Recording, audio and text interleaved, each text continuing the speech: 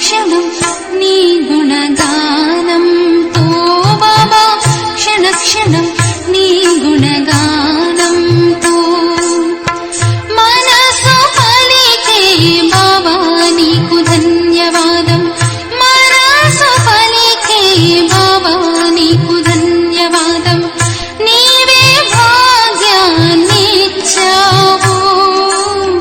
ప్రతి క్షణం నీ గుణగానంతో బాబా క్షణ క్షణం నీ గుణగానంతో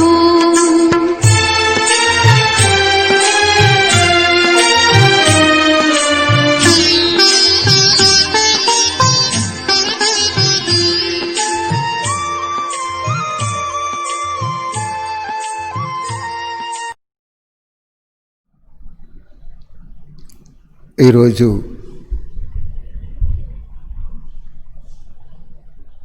చాలా పవిత్రమైన రోజుగా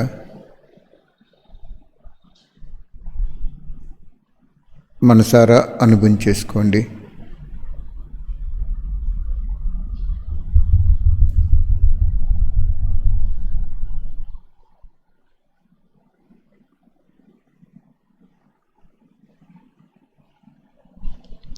ఈరోజు పరమ పవిత్రమైన రోజుగా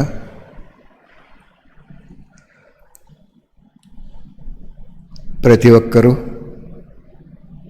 మనస్ఫూర్తిగా అనుభవం చేసుకోండి.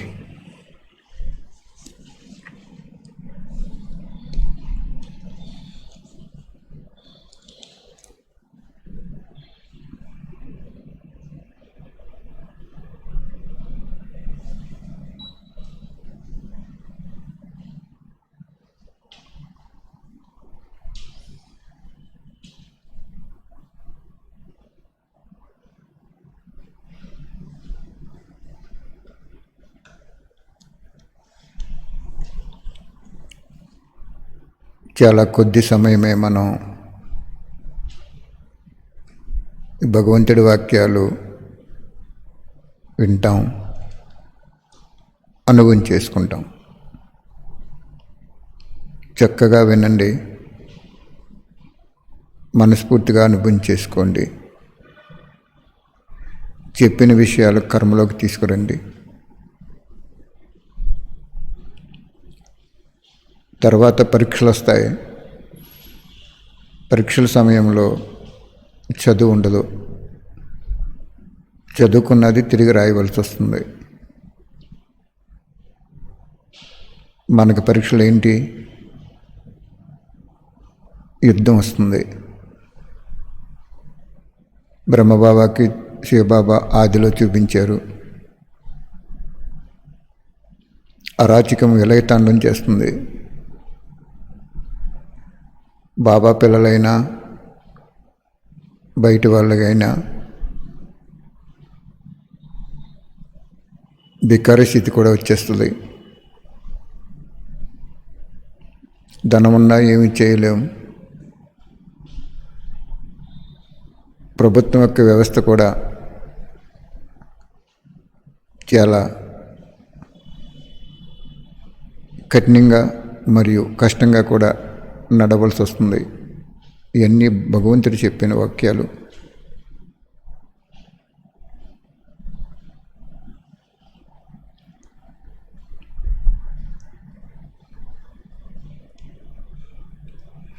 అనుభవం చేసుకోండి.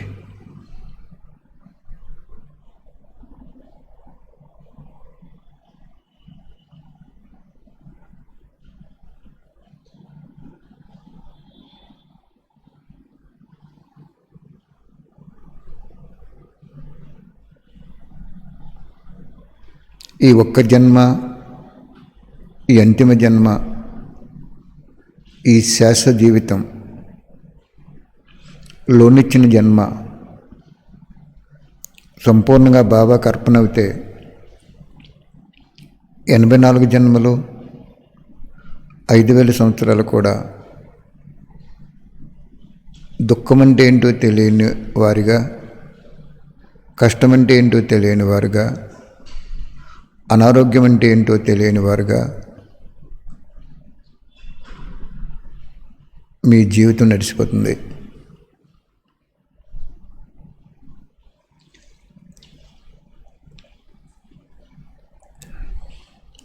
ఎనభై 44 జన్మలు, 5000 సంవత్సరాలు ఇతరాత్మలతో మనం పాత్ర అభినయిస్తాం, కానీ బాబాతో అభినయించాం. బాబా కూడా మనతో అభినయించరు.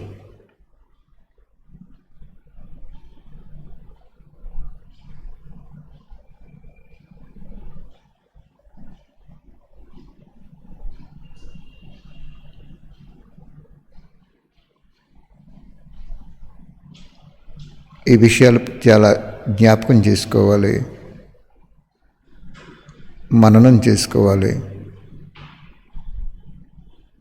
ముందుకు వెళ్ళిపోవాలి.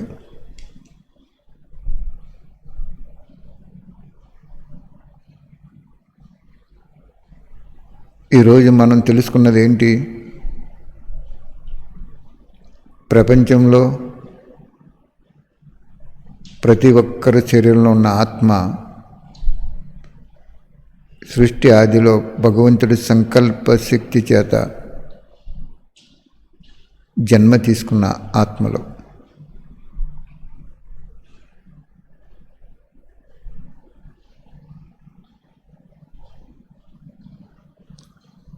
బాబా మొదటి పాఠం ఏం చెప్పారు? నువ్వు ఒక్క ఆత్మ, శరీరం కాదు అని.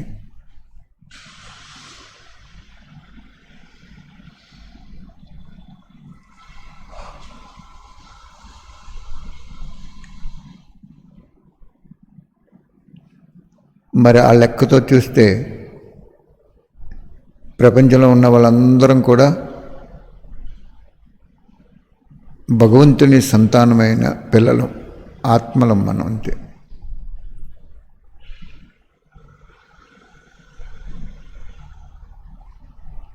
ఇంకే సంబంధం కూడా లేదు.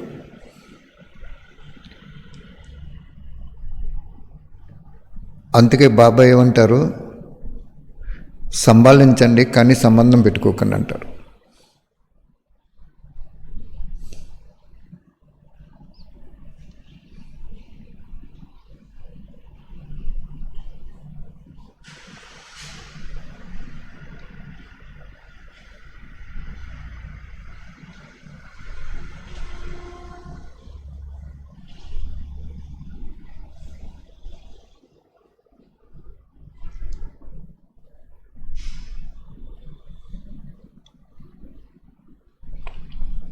సంభాళించటం అంటే ఏంటి? సంబంధం పెట్టుకోవటం అంటే ఏంటి అని మనం ఆలోచిస్తే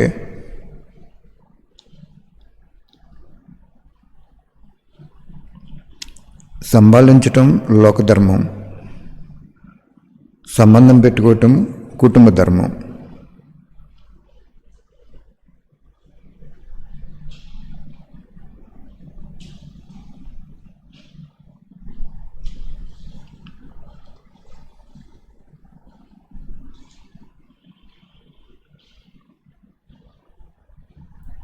మనం ఎవరం?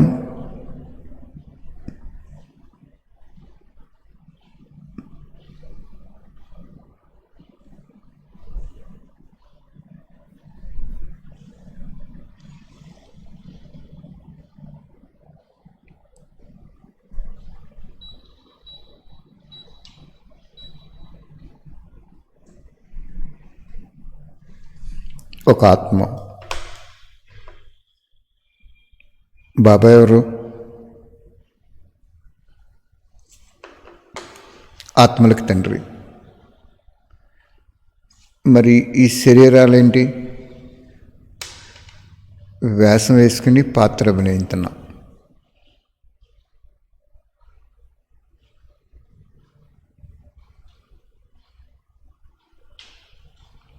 మరి ఏ స్థితిలో ఉండాలి మనం?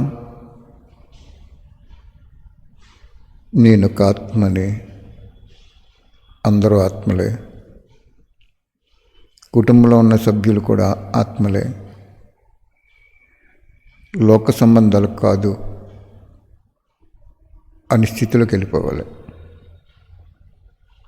ఈ అభ్యాసం చేయాలి. కంటితో చూస్తున్నప్పుడు బ్రుకుట్లో ఉన్న ఆత్మ అనుభవం అవ్వాలి.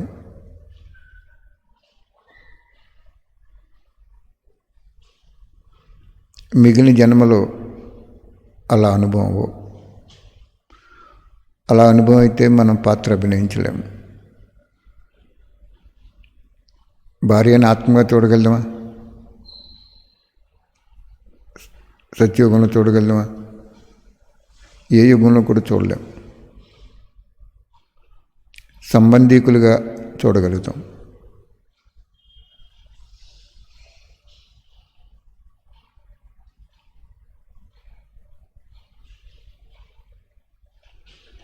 కానీ ఇప్పుడు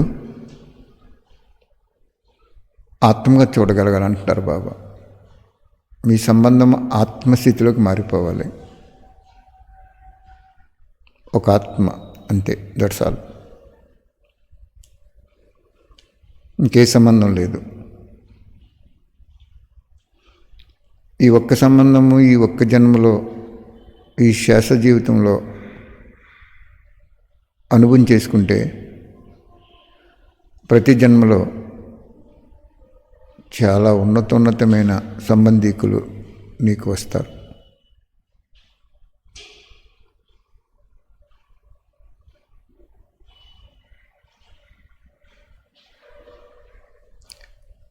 సినిమాలో యాక్టర్స్ హీరో అండ్ హీరోయిన్ యుగల్స్గా పాత్ర అభినయిస్తారు. భార్యాభర్తలుగా, ప్రేమికులుగా. కానీ వాళ్ళు కెమెరా ముందు ఆ విధంగా పాత్ర అభినయిస్తారు. కానీ వాళ్ళు నిజ జీవితంలో ఆ అభినయించే పాత్ర కాదు కదా.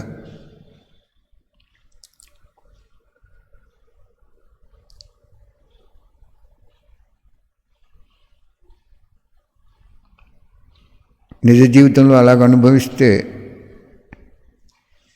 ఒప్పుకుంటుందా సమాజం? ధర్మం కాదు కదా అది.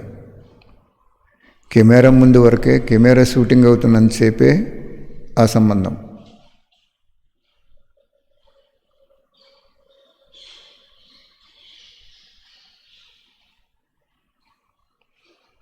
షూటింగ్ అయిపోయిన తర్వాత వారు వేరు, వీరు వేరు.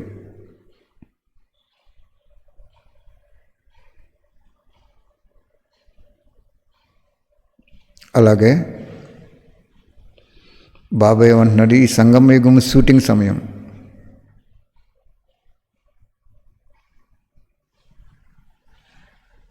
నీ యాక్షన్ ఎలా ఉందో దాన్ని బట్టి మిగిలిన జన్మలన్నీ ఉంటాయని చెప్తున్నారు బాబు.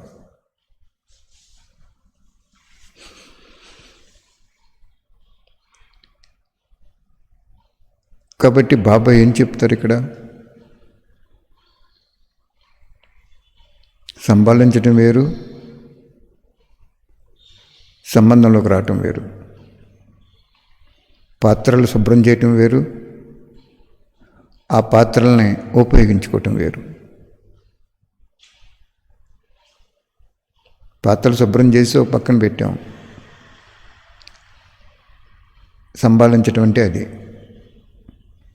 సంబంధంలోకి రావటం అంటే గ్లాస్తో మంచినీళ్ళు తీసుకుంటాం, ప్లేట్లో భోజనం పెట్టుకుంటాం,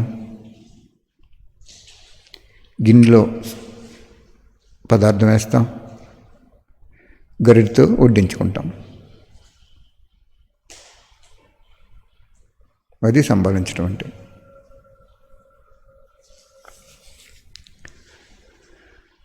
అందుకు బాబా ఏం చెప్తారు? ఈ ఒక్క జన్మ నీకు భార్య అయినా పిల్లలైనా ఆత్మగా అనుభవం చేసుకో అని చెప్తారు. ఆత్మగా అనుభవం చేసుకున్నప్పుడు అన్ని వికారాలు సమాప్తి అయిపోతాయి.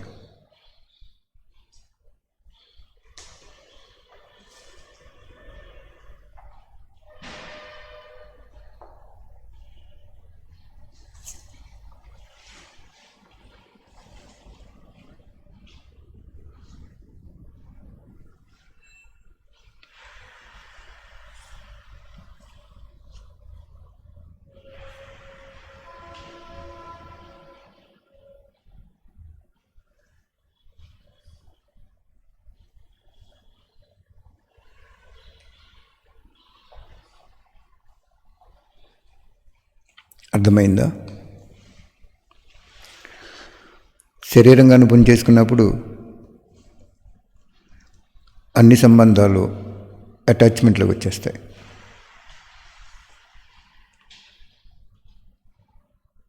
ఈ ఒక్క జన్మ షూటింగ్ అవుతున్న జన్మ, కెమెరా ముందు పాత్ర అభినయిస్తున్నాం. వాస్తవానికి భగవంతుడు ఒక్కడే, తండ్రి ఒక్కడే. స్త్రీ శరీరం ధరించిన ఆత్మైనా, పురుష శరీరం ధరించిన ఆత్మైనా సోదరులు తప్ప భార్యాభర్తలు కాదు. అందుచేత బాబా ఏం చెప్పారు? భార్యాభర్తలుగా పాత్ర అభినయిస్తున్నా, కొడుకు కూతురుగా పాత్ర అభినయిస్తున్నా, శారీరక సంబంధం వేరు, ఆత్మిక సంబంధం వేరు అని చెప్తారు బాబా. మరి ఇంత జ్ఞానం తెలుసున్న తర్వాత స్త్రీ అయినా పురుషులైనా ఆత్మలంతే. ఒక ఆత్మ.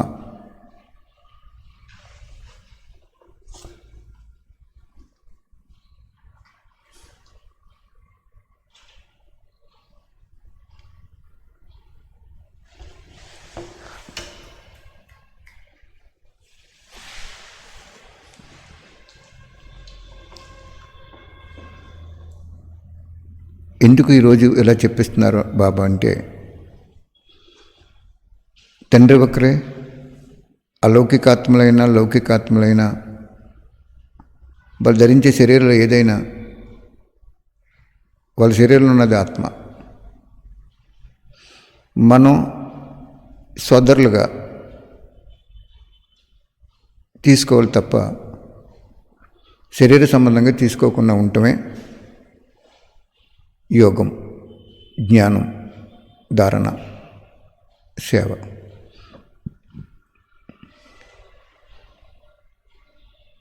అర్థమైందా?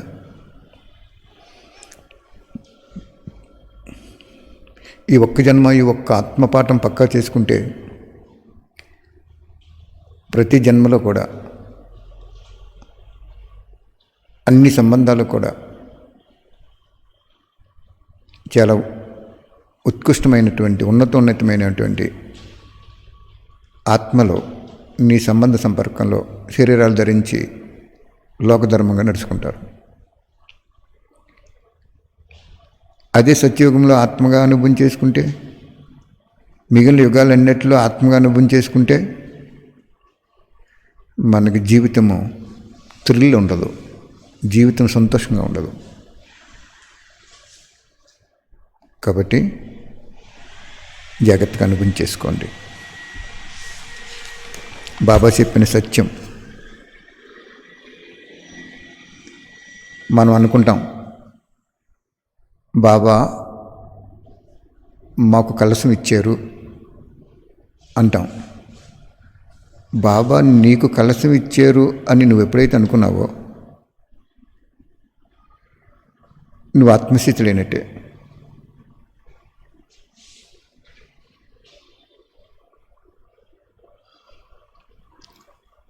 ఆత్మానుభూతి స్థితిలో ఉన్నప్పుడు నీకు కలశం ఇవ్వటం ఏంటి? నీకు కలశం ఇచ్చారు బాబా, నా మాట వినాలంటారు మీరు. అంటే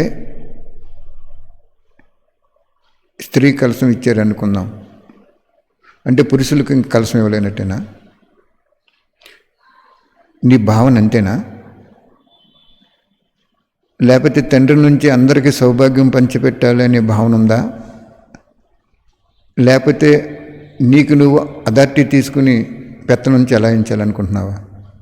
అలా లెక్కలు కట్టేస్తారు బాబా. కాబట్టి బ్రహ్మబాబా యశోదాత్మ యశోదాత్మ యశోదాత్మ అని రాసుకుని మనసులో మనన చింతన చేశాడు. అర్థమైందా? కాబట్టి ఇక్కడ టీచర్ లేరు, ఇన్ఛార్జ్ లేరు, జోన్ ఇన్ఛార్జ్ లేరు, దాదీ దీదీలు లేరు, విద్యార్థి లేరు, మధువనం లేదు, సాకార లోకమే లేదు. పరంధామం, పరంధామంలో పరమాత్మ శివుడు. మనంతా పాత్రలు అభినయించడానికి ఇక్కడికి వచ్చాం, అంతే. That's all. లౌకికం లేదు, అలౌకికం లేదు. రెండూ కూడా ఒకే రీతిలో మనం 2 నయనాల్లో పెట్టుకోవాలి. అప్పుడే నువ్వు యోగి అయిపోతావు, భోగి నుంచి యోగి అయిపోతావు. అర్థమైందా? ఈరోజు బాబా చాలా బాగా అనుభవం చేయించారు ఆ విషయం. నేను తండ్రిని, మిగిలిన వాళ్ళంతా కూడా నా పిల్లలు. నా పిల్లలు ఒకరికొకరు ఏమవుతారు? సోదరులు అవుతారు. సోదరభావం ఏర్పరచుకోవటమే యోగి జీవితం. రేపు ఇంకో పాయింట్ చెప్పాడు, రేపు చెప్తాను. అది లేట్ అవుతుంది కాబట్టి. గౌరవం ఇవ్వటమే గౌరవం తీసుకోవటం అంటున్నారు బాబా. 25వ తారీఖు 1వ నెల 79లో.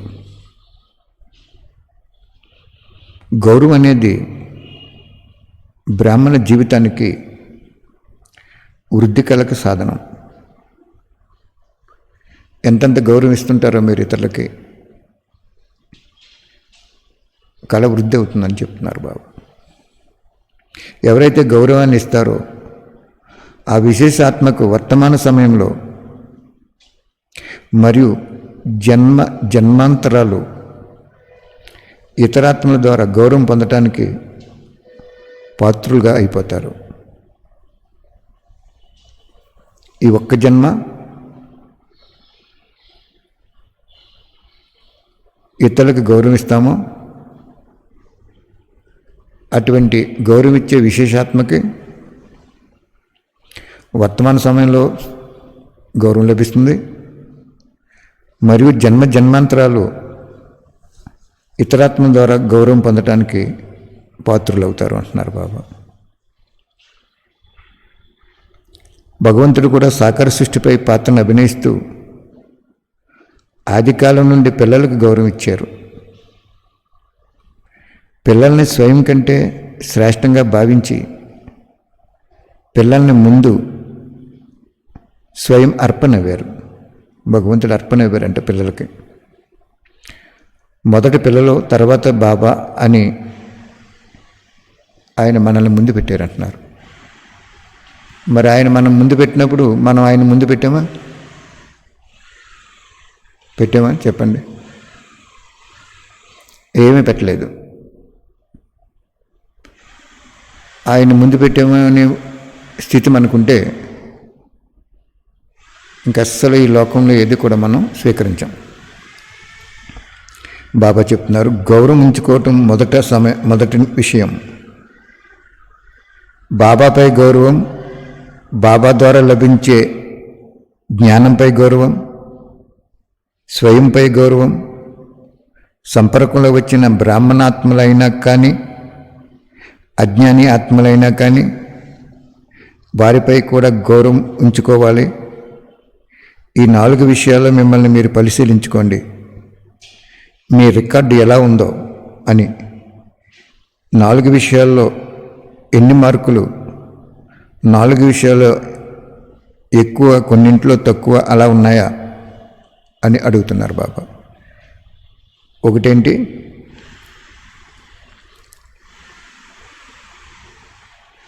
బాబాపై గౌరవం, శివబాబా ద్వారా లభించిన జ్ఞానంపై గౌరవం, స్వయంపై గౌరవం, సంపర్కంలోకి వచ్చిన బ్రాహ్మణాత్మైనా అజ్ఞాని ఆత్మలైన వాళ్ళపై గౌరవం. ఇందులో 4 కరెక్ట్గా ఉన్నాయా, ఒకటి ఎక్కువ ఒకటి తక్కువగా ఉందని అడుగుతున్నారు బాబా. ఎందుకంటే ఈ 4 ఎప్పుడైతే ఉన్నాయో వర్తమానంలోనే ప్రతి జన్మలో కూడా, ప్రతి యుగంలో కూడా నీకు తప్పకుండా ఈ అందరి నుంచి గౌరవం లభిస్తుందని చెప్తున్నారు బాబా. బాబాపై గౌరవం అంటే ఏంటో వివరిస్తున్నారు. బాబా ఎవరు, ఎలాంటి వారు, ఆ స్వరూపంతో యథార్థంగా గుర్తించి, ఆ స్వరూపంతో యథార్థంగా గుర్తించి, ఆ స్వరూపంతో యథార్థంగా భావించి, ఆ స్వరూపంతో యథార్థంగా బాబాతో సర్వసంబంధాల యొక్క మర్యాదను నిలుపుకోవాలి. బాబా ఎవరు, ఎలాంటి వారు, ఆ స్వరూపాన్ని యథార్థంగా గ్రహించాలంటున్నారు బాబా. బాబా ఎవరు? సర్వాత్మలకి తండ్రి. బాబా ఎవరు? ఈ అనంతమైన సృష్టికి ఆధారభూతుడు. బాబా ఎవరు? తమోగుని ప్రపంచాన్ని భస్మం చేసి సత్వగుని ప్రపంచాన్ని ఇచ్చేవాడు, నవనిర్మాత. ఇలా బాబా ఎవరో, ఎలాంటి వారు, ఆ స్వరూపం యథార్థంగా గుర్తించి బాబాతో సర్వసంబంధాల యొక్క మర్యాదను నిలుపుకోవాలి. ఆయనే మనకి తల్లి, తండ్రి, టీచర్, సద్గురువు, ధర్మరాజు. ఇలా అన్ని పాత్రలు నిలుపుకోవాలి అని చెప్తున్నారు బాబా. తండ్రి సంబంధంతో బాబాకి గౌరవం ఇవ్వటం అంటే ఏంటి? బాబానే అనుసరించాలి.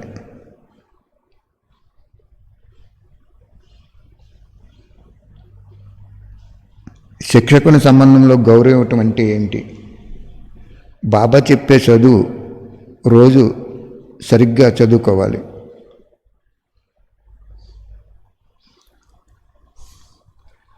చదువు యొక్క అన్ని విషయాలపై పూర్తి ధ్యాస ఉంచుకోవాలి.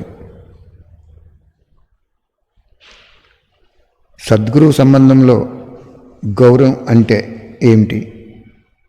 సద్గురు యొక్క ఆజ్ఞ దేహ సహితంగా దేహం యొక్క సర్వ సంబంధాలను మర్చిపోయి ఆత్మిక స్థితిలో, అంటే సద్గురు సమానంగా నిరాకారి స్థితిలో స్థితులవ్వాలి. ఇప్పుడు మనం చెప్పుకున్నదే బాబా చెప్తున్నారు. సద్గురు రూపంలోకి వచ్చినప్పుడు ఈ విధంగా ఉండాలని చెప్తున్నారు బాబా. బాబా సద్గురు రూపంలోకి వచ్చేసారు. ఇప్పుడు ఆయన ఆజ్ఞ ఏంటి? దేహ సహితంగా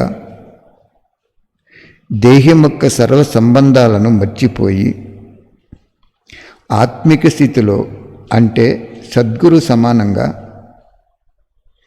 నిరాకారి స్థితిలో స్థితులవ్వాలి. అవుతున్నామా మనం?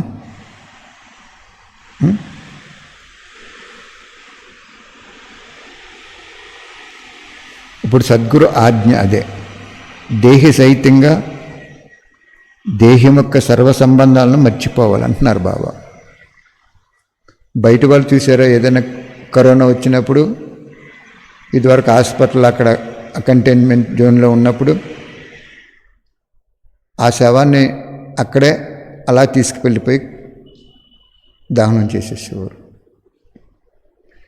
ఇంట్లో వాళ్ళు కూడా ముట్టుకోవడానికి ఎవరో బాగా ప్రేమ ఉన్న వాళ్ళు తప్ప మిగిలిన వాళ్ళు వద్దులేండి, లోపల ప్రేమ ఉన్న పైన భయం వేసి ముట్టుకునేవారు కాదు.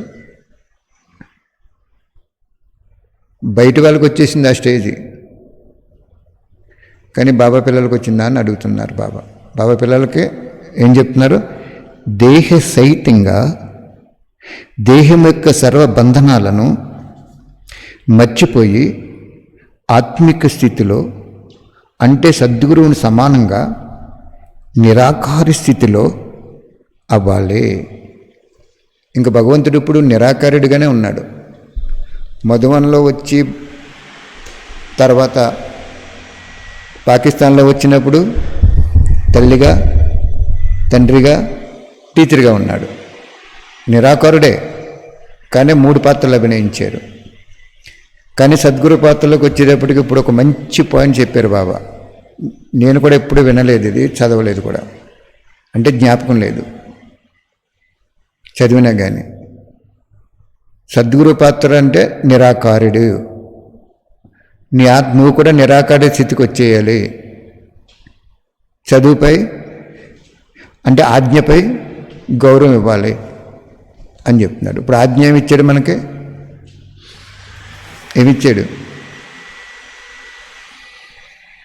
అందరినీ వేరు చేసాడు. స్టూడెంట్స్ని ఇంటి దగ్గర పెట్టుకో, టీచర్ని నువ్వు నన్ను తోడెట్టుకో, నీకు విద్యార్థులు కూడా అక్కర్లేదని చెప్పాడు. మరి అలా ఉన్నాం మనం. దేహము దేహ సంబంధికుల సహితంగా, దేహ సహితంగా, సంబంధ సహితంగా వదిలేసామా?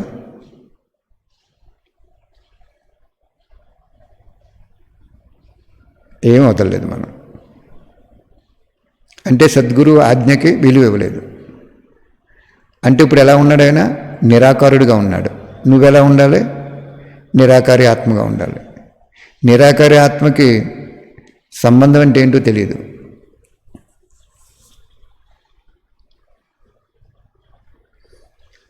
ఆయన టీచర్గా ఉన్నప్పుడు చదువు చెప్పాడు, తల్లిగా ఉన్నప్పుడు తప్పులు ఒప్పులు ఒళ్ళో పెట్టుకుని మనల్ని నిద్రించాడు, తండ్రిగా ఉన్నప్పుడు ఆస్తి ఎలా వస్తుందో మనకి అన్ని జన్మలకి వచ్చేలాగా మనకి సహయోగి అవ్వాడు. మీ పిల్లల్ని ఎలా అయితే పెంచి చదివింటారో అలాగా. దేహ సహితంగా దేహం యొక్క సర్వ సంబంధాలు మర్చిపోయి ఆత్మిక స్థితిలో, అంటే సద్గురు సమానంగా నిరాకార స్థితిలో అవ్వాలి. సదా తిరిగి ఇంటికి వెళ్ళిపోవడానికి సిద్ధంగా ఉండాలి. చూసారు, కరెక్ట్గా చెప్పేశారు ఇక్కడ బాబా. సద్గురువులో ఎప్పుడైతే వచ్చారో ఇంటికి తీసుకెళ్ళిపోతాడు. ఇంకా మరి మీకు ధ్యాస ఉంటుందో ఇంటికి తీసుకెళ్తాడని. ఏ ఇంటికి? పరంధామాకి. అలాగే ప్రియుడి సంబంధంతో గౌరవం ఇవ్వటం అంటే ఏమిటని అడుగుతున్నారు బాబా. ప్రతి సంకల్పము మరియు సెకండ్లో ఒకే సంలగ్నతో ప్రేయసిగా ఉండాలి. నీతోనే తింటాను, నీతోనే ప్రతి కర్మలో ఉంటాను అనే దానిని నిలుపుకోవాలి. ప్రేయస్సి అంటే సకుడు లేదా బంధువు సంబంధంతో గౌరవించుకోవటం అంటే సదా అన్ని విషయాల్లో తోడుగా అనుభవం చేసుకోవాలి. గౌరవం ఉంచుకోవటం అంటే ఒక్క బాబా తప్ప మరెవ్వరూ లేరు అలా ఉండాలి. బాబా చెప్పగానే పిల్లలు చేయాలి, అడుగులో అడుగు వేసి నడవాలి.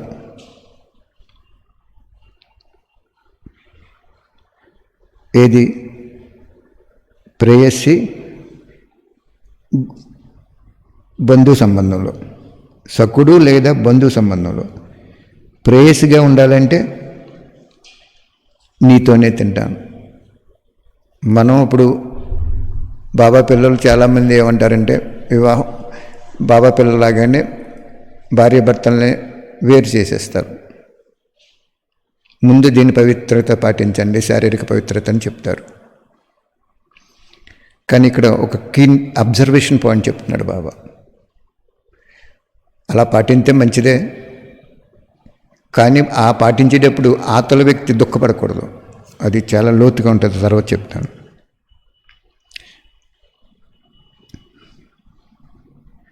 ఏం చెప్పారు బాబా? ప్రతి సంకల్పము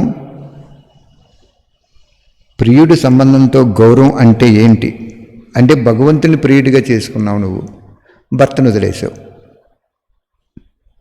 భర్తను వదిలేయటం సులువైపోయింది, కానీ భగవంతుని ప్రియుడిగా చేసుకున్నావు నువ్వు.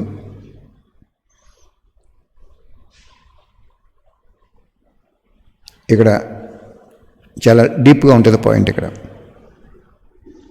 ప్రియుడి సంబంధంతో గౌరవం అంటే ప్రతి సంకల్పము మరియు సెకండ్లో ఒక సంలగ్నతో ప్రేయసిగా ఉండాలి.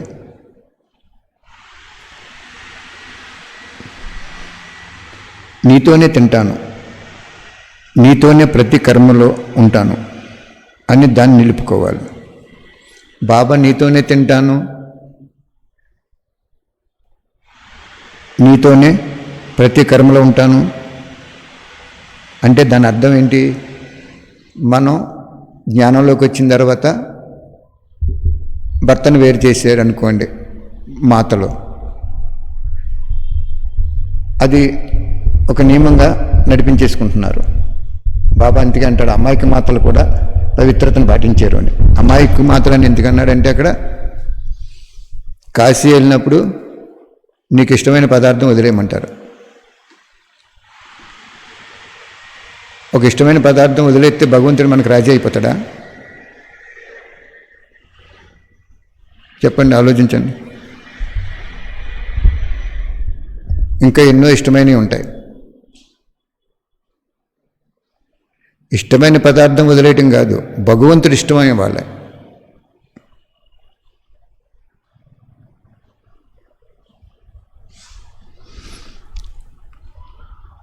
నీతోనే తింటాను అంటే ఎక్కడ కూర్చోబెట్టాడు మనల్ని? వికారాల అగ్నిలో కాలిపోతున్న కుటుంబంలో కూర్చోబెట్టాడు. ఏం పెడుతున్నాడు అక్కడ? నీసు మాంసాలు పెడుతున్నాడు. ఎప్పుడో పెట్టారు. మనం ఫస్ట్ ఏమంటాం? నువ్వు నీసు మాంసాలు తినకూడదు, నువ్వెక్కడా తినకూడదు, నువ్వు భర్తతో కూడా కాపురం చేయకూడదు అన్నావు. ఓకే, మంచిదే, పోన్లే. కానీ ఏదైతే వదిలేసావో, దేనికోసం వదిలేసావు? నువ్వు ఇంకోటి పట్టుకోవటం కోసం వదిలేసావు. ఆ ఇంకోటి పట్టుకున్నావు నువ్వు. నది ఒడ్డునే ఒడ్డుకు వచ్చేసావు, ఇంకా పడవ తిరగబడిపోయింది. అప్పుడు ఏం చేయాలి? మనం ఈదుకుంటూ ఒడ్డుకు వచ్చేయాలి. లేదు అక్కడ ఏదైనా సపోర్ట్ ఉంటే దాన్ని పట్టుకుని వెళ్ళాడాలి. అంతేగాని తిరగబడిపోయింది కదా దానికి పోతే పోయామని అనుకోకూడదు కదా. అది ఇక్కడ చాలా క్లీన్గా చెప్తున్నారు పాయింట్. ఇక్కడ భగవంతుడి జ్ఞానాన్ని అర్థం చేసుకోవటానికి ప్రపంచంలో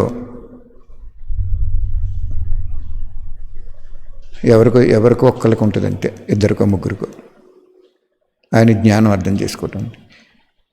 నీతోనే ఉంటాను, నీతోనే తింటాను, నీతోనే కర్మ చేస్తాను అంటున్నాడు ఇక్కడ. అంటే మనం ఎక్కడ కూర్చోబెట్టాడు? ఏది తినిపించాడో అది తింటూ ఆత్మస్థితిలో ఉండాలి. మనం సింపుల్గా ఏం చేసామంటే ఆ పదార్థం మానే, ఈ పదార్థం మానే, ఈ వ్యక్తిని మానే అంటున్నాడు. బాబా అక్కడ ఏం చెప్తున్నాడంటే, భార్యకి భర్త అయినా భార్య జ్ఞానంలో ఉంది, భర్త లేరు. అక్కడ ఏమంటున్నాడు? నువ్వు లోకధర్మంగా నడుచుకుంటూ ఆత్మగా చూడగలను అంటున్నాడు అక్కడ. అతనికి అనుగుణంగా నువ్వు నడుస్తూ అతనికి ఉండే అభిరుచులు అతీతంగా ఉండటం, అది అసలైనటువంటి ప్రియుడు అంటే. చాలా డీపెస్ట్ పాయింట్ ఇక్కడ. కెమెరా ముందు యాక్ట్ చేస్తున్నారు ఒక హీరో అండ్ హీరోయిన్.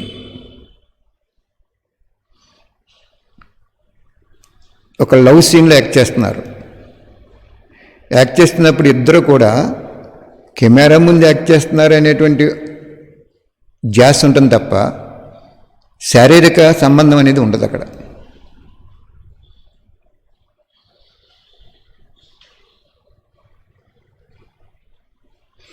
అలాగే బాబా ఇక్కడ ఏమంటున్నాడు అంటే, నువ్వు భర్తతోటి ఉన్నా, ఏ పదార్థం తిన్నా, ఏ కర్మ చేసినా, ఇంకోటి ఏం చెప్పారు?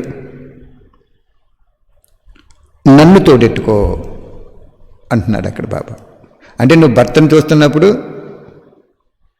భర్త బ్రుకుట్లో ఉన్నటువంటి ఆత్మను చూసి, ఇతను బాబా బిడ్డ, నేను బాబా బిడ్డే, ఇద్దరు సోదరులు. ఆ స్థితిని అలవాటు చేసుకుంటూ జీవితం గడపాలి. శారీరకంగా వేరైపోయి నువ్వు ఈ సంబంధం అనుభవం చేసుకోకపోతే,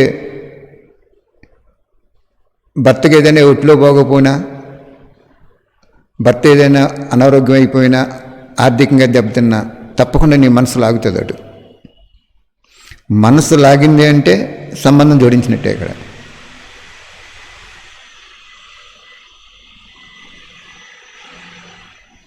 అందుచేత బాబా ఏం చెప్పాడు? ప్రేయసిగా ఉండాలంటే నీతోనే తింటాను అంటే, ఆ కుటుంబంలో ఏది తిన్నా శివబాబా ఈ పదార్థంపై నీ శక్తి కిరణాలు పంపించవా తండ్రి, ఇది పరిశుద్ధం చేయవా అని ఆయన తలుచుకుని భుజించాలి మనం. నీతోనే ప్రతి కర్మలో ఉంటాను. భర్త దగ్గర ఉన్నప్పటికీ కూడా బాబా ఇది ఆత్మిక సంబంధం అని అనుభవం అవ్వాలి. మొన్న ఒక పాటలో విన్నాను నేను, శంకరుడికి తలపై గంగ ఉంటుంది, అర్ధనారీశ్వరుడికి పార్వతి ఉంటుంది, కానీ ఇరువురు భార్యలు ఉన్నప్పటికీ కూడా అతను యోగ నిద్రలో ఉంటాడని చెప్పి అని ఉంది. దాన్ని బట్టి మీకు అర్థమైపోద్ది అని నేను ఒక పాటలో శిరస్సుపై గంగ ఉంది, పక్కన పార్వతి ఉంది, కానీ ఇరువురు భార్యల మధ్యలో నువ్వు భార్య సంబంధం లేకుండా యోగ నిద్రలో ఉంటావు అని చెప్పిన పాట ఉంది. ఆ స్టేజ్ మెయింటైన్ అవ్వాలంటున్నాడు ఇక్కడ బాబా. ప్రతీకరంలో ఉంటాను అనే దాన్ని నిలుపుకోవాలి. ఏది ప్రేయసిగా అంటే మాతలో వివాహం జరిగిన తర్వాత మాతలైనా కుమారులైనా కూడా ఈ విధంగానే అనుభవం చేసుకోవాలి. సకుడు లేక బంధువు సంబంధంలో, సకుడు లేదా బంధువు సంబంధంలో గౌరవం ఉంచుకోవటం అంటే సదా అన్ని విషయాల్లో తోడుగా అనుభవం చేసుకోవాలి. నిన్న చెప్పాను కదా, కూతురికి 4 లక్షలు కట్టి ఇలాగా చేశారని. అలాగే ఇక్కడ బాబా ఏమంటున్నాడు, ప్రతి సంబంధ సంపర్కంలో నీకు వచ్చినప్పుడు నువ్వు వాటా తీసేసుకోవాలి. ఇక్కడ ప్రతి కర్మలో ఉంటాను దాన్నే అంటే సదా అన్ని విషయాల్లో తోడుగా అనుభవం చేసుకోవాలి. కూతురికి వివాహం చేసావు, నువ్వు భగవంతుని కూతురుగా చేసుకోవాలి. ప్రతి సంబంధంలో తోడెట్టుకోవటం అంటే అదే.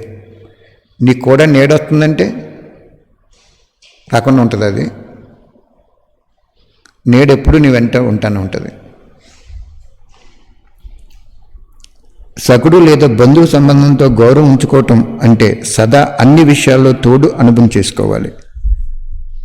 మనం ఇప్పుడు వరకు నడిచినటువంటి విధానము ఏంటంటే వదిలేసాం, కానీ నిలుపుకోలేదు, అనుభవం చేసుకోలేదు. షుగర్ పేషెంట్ ఉన్నాడు, పంచదార తినడం మానేసాడు, స్వీట్ మానేసాడు, కానీ మందు వాడుకోవాలి కదా. అదేవిధంగా మనం పచ్చిం చేసాం, కానీ పరమాత్మ శివుడితో జ్ఞానము ప్రేయస్సుకి ఏం చెప్పాడు, ప్రియుడికి ఏం చెప్పాడు, తండ్రికి సంబంధానికి ఏం చెప్పాడు, సద్గురు సంబంధానికి ఏం చెప్పారు, స్నేహితుడి సంబంధానికి ఏం చెప్పారు, ఇలాగా క్లారిఫికేషన్ చేసుకోలేదు. అందుకే కాశీ వెళ్తే ఏదో ఒక వస్తువు నీకు ఇష్టమైంది మానేయమంటే మనం ఏం చేస్తాం, కాకరకాయ ఉందనుకోండి, కాశీకి వెళ్ళాం కదా, కాకరకాయ చేదుగా ఉంటుంది, అది వదిలేద్దాంలే. నీకు ఇష్టమైంది వదిలేయమని అక్కడ అంటుంటే, అదేవిధంగా ఇక్కడ భర్త అంటే ఇష్టం, కొడుకంటే ఇష్టం, కూతురంటే ఇష్టం, వాళ్ళని వదిలేయమంటే నువ్వు ఎలాగ వదిలేస్తావు? వదలలేం. మనకి దయ ఉంటుంది, జాలి ఉంటుంది, సంబంధం ఉంటుంది, కానీ అక్కడ ఆత్మగా చూడగలిగినప్పుడు వదిలేస్తావు నువ్వు.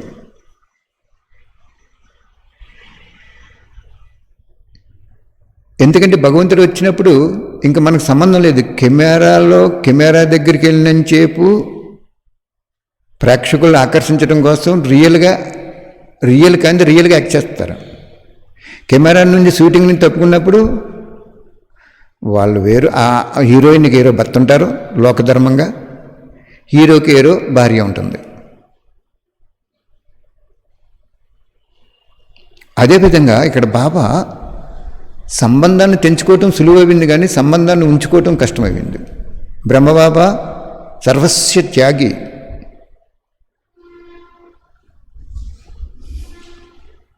ప్రతి కర్మలో ఉంటాను దాన్నే నిలుపుకోవటం.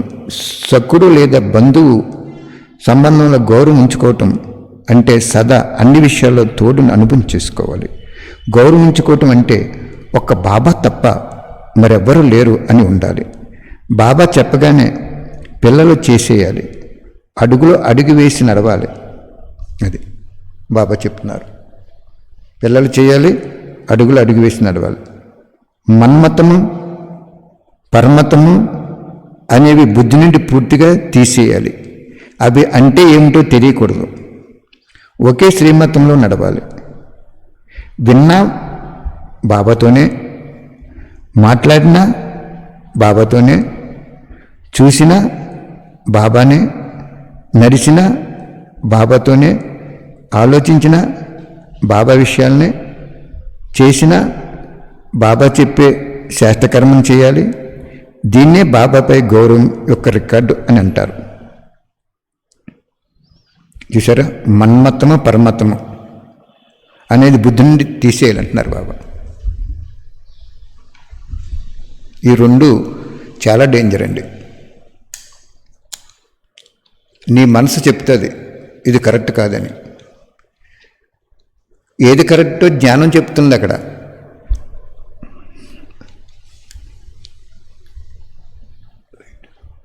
జ్ఞానం చెప్తుంది ఏది కరెక్ట్ కాదో. నీ మనసేమో జ్ఞానాన్ని పక్కనెట్టి నీ మనసు చెప్తుంది నా ప్రకారం నడవంటుంది. రెండేమంటుంది, మన్మతం.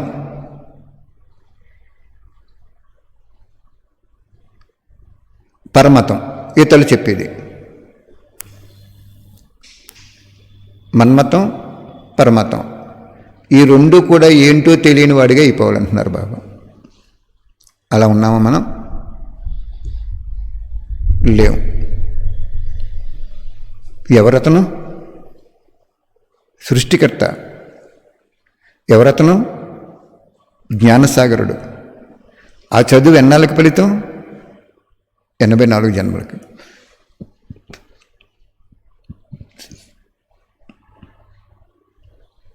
ఈరోజు ఒక అన్నయ్య, చాలా మంచి అన్నయ్య, ఇంటింటికి బుక్కులు పంచిపెట్టేయాలి, ఈ పరిస్థితిలో చక్కగా పనిచేసుకుంటే మంచిదని అనుకున్నారు. ఆయన సెంటర్కి వెళ్తారు, నిమిత్తక్కని అడిగారు, ఎట్టి పరిస్థితుల్లో పంచడానికి వీలేదన్నారు. ఈయన ఏమంటున్నారు, మరి ఎదిరించి చేయకూడదు కదా అంటున్నారు. అక్కడ ఏమైపోయిందంటే పరమాత్మలోకి వెళ్ళిపోయింది ఆత్మ. ఎందుకు ఎగ్జాంపుల్ చెప్తున్నాను అంటే, మన స్పష్టంగా జరిగినవే చెప్పాలి, ఎక్కడో పట్టుకొచ్చి చెప్తే కుదరదు. ఆ ఆత్మ ఎంతో చేయాలని ఉంది. ఈ సమయంలో చేయకపోతే కూడా ఇంకేంటని నిర్ణయించుకున్నారు. నిమిత్తాత్మక చెప్పారు, వద్దన్నారు.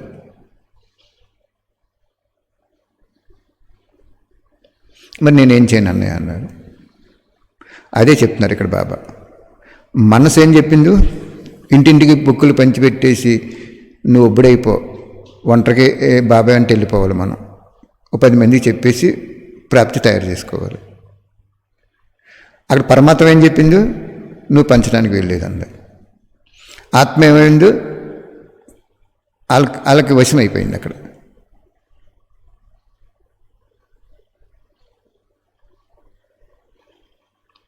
అసలు పరమాత్మ అంటే ఏంటో, మన్మత్వం అంటే ఏంటో మర్చిపోయి నిరాకారుడు ఇచ్చినటువంటి సద్గురు రూపంలో ఆజ్ఞ ఏంటి అనేది జ్ఞాపకం ఉంచుకోవాలి. అప్పుడు చెప్పాను ఆ అన్నయ్యకి, 31వ తారీఖు 1వ నెల 14వ వాణి చదువుకో, మీరు కూడా రాసుకోండి. 31వ తారీఖు 1వ నెల 2014 వాణిలో చెప్పాడు. ఇంకో వాణిలో ఏం చెప్పాడంటే 12వ తారీఖు 12వ నెల 1998లో చెప్పాడు. ఆ 2 వాణిలు చదువుకోండి, అప్పుడు పరమాత్మ వినొచ్చే లేదా అనేది. పరమాత్మ అనేది బాబా పిల్లల చెప్పినా, బయట వాళ్ళు చెప్పినా, బాబా ఆజ్ఞకి ఎగ్నిస్ట్గా ఉండేది అంత పరమాత్మే.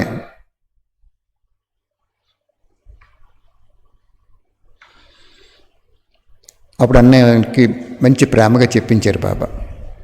అన్నయ్య, నీకు ఆ స్థానంలోనే చేయించుకుంటే ఎందుకు, ఇలాగ పలానా చోట పేపర్లో పెడుతున్నారు, పేపర్కి ఒక్కొక్క బాయ్కి 30 పైసలు 10 రూపాయలు చొప్పున కూడా ఇస్తున్నారు, 2 లక్షలు పంచిపెట్టేటువంటి ప్లానింగ్లో ఉన్నారు. 2 లక్షల అద్దలు.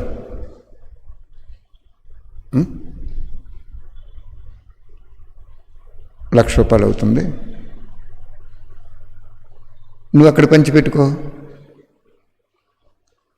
ఇతరు చెప్పింది అనుకో, ఈ 2 వాణిలు చదువుకో. 31వ తారీఖు 1వ నెల 2014, 12వ తారీఖు 12వ నెల 1998లో ఏం చెప్పాడో తెలుసా? 1298లో ఏం చెప్పాడంటే, 1998లో మధువనం వాళ్ళని సెంట్రల్గా వేస్తాను, సెంట్రల్ వాళ్ళని మధువనం వేస్తాను, మీరు ఖాళీ చేసి ఉంచాలి, బీరువాలు కూడా ఖాళీ చేసేయాలి మీరు అన్నాడు. బీరువాలు ఖాళీ చేయాలంటే దాని అర్థం ఏంటి? ఇదివరకు కూడా మీకు చెప్పాను. ఇంక అత్తమానం మనం వ్యతిరేకం చెప్పకూడదు. మీరు రక్షణగా ఉంటూ మీ సహయోగం కట్టయితే వాళ్ళు బాబా దగ్గరికి వెళ్ళిపోతారు. అడుక్కునేవాడికి మనం ఏసీ గోల్ది అడుక్కుంటాడు. అందరూ అన్ని దేశాలు కూడా చూడండి, కొన్ని దేశాలు అడుక్కునేవాడిని కాల్చేస్తారు. అడుక్కోకుండా మనం ఏసీ ఉండి కూలి పని చేసుకుంటాడు. ఒళ్ళొంచి పని చేసుకుని కష్టపడి లోకధర్మంగా బతుకుతాడు.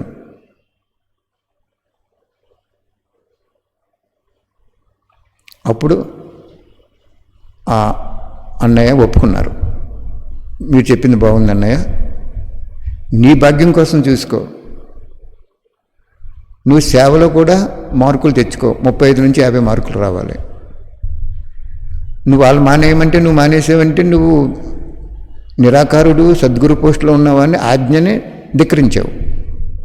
యాక్ట్ నెంబర్ సో అన్నట్టుగా 31/1/2014 వాణి చెప్పేస్తుంది.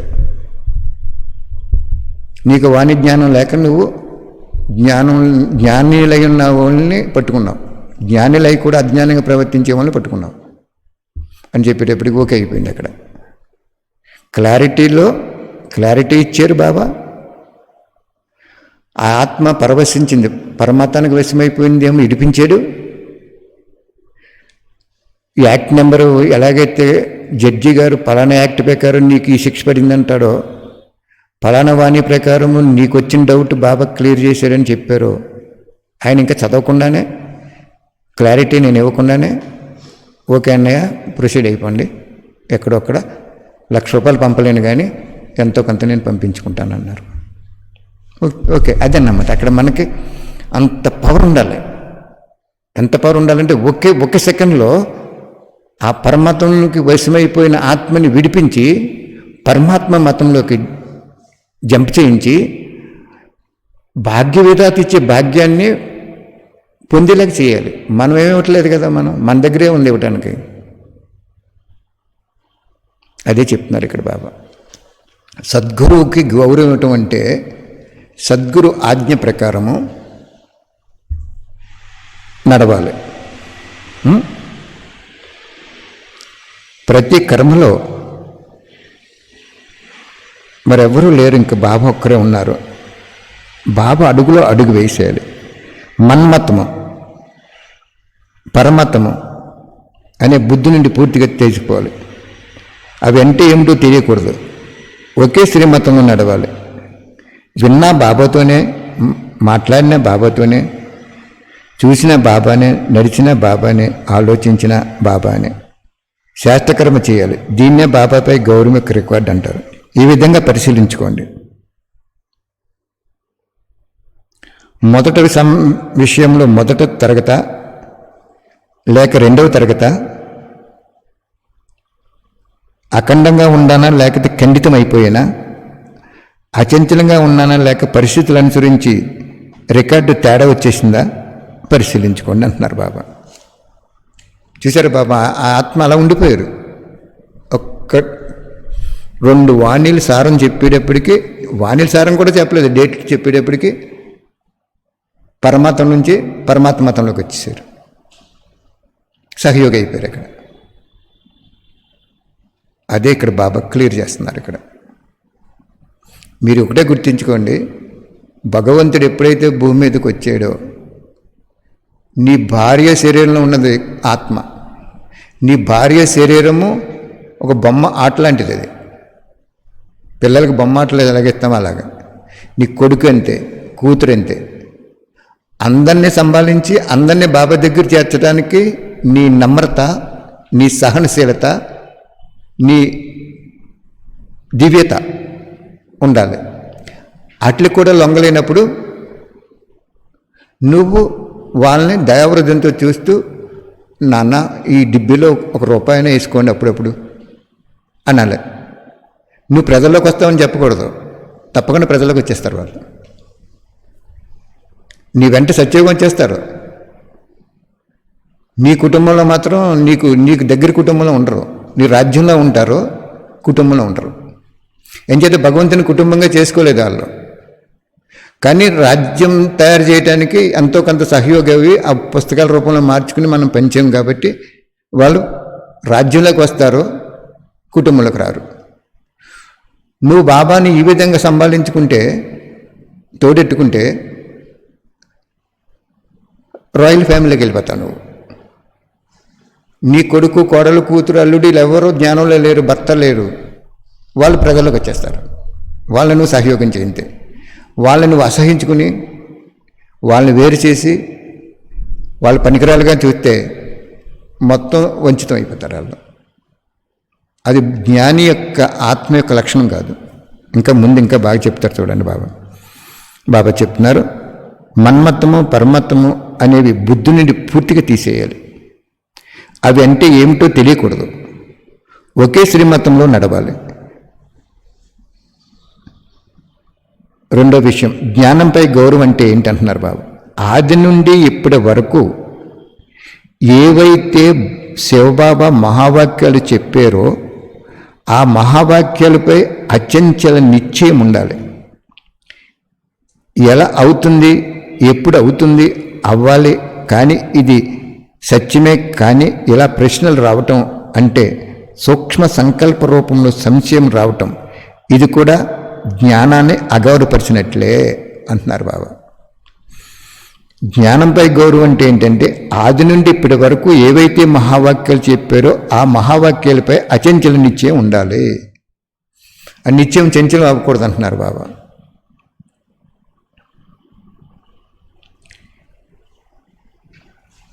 అలాగవుతుంది ఇలాగవుతుందని అనుకుంటే ఈ ప్రశ్నలన్నీ సూక్ష్మ సంకల్పంలో సంశయం రావటం అంటే ఇది కూడా భగవంతుడి జ్ఞానాన్ని అగౌరవపరిచినట్లే.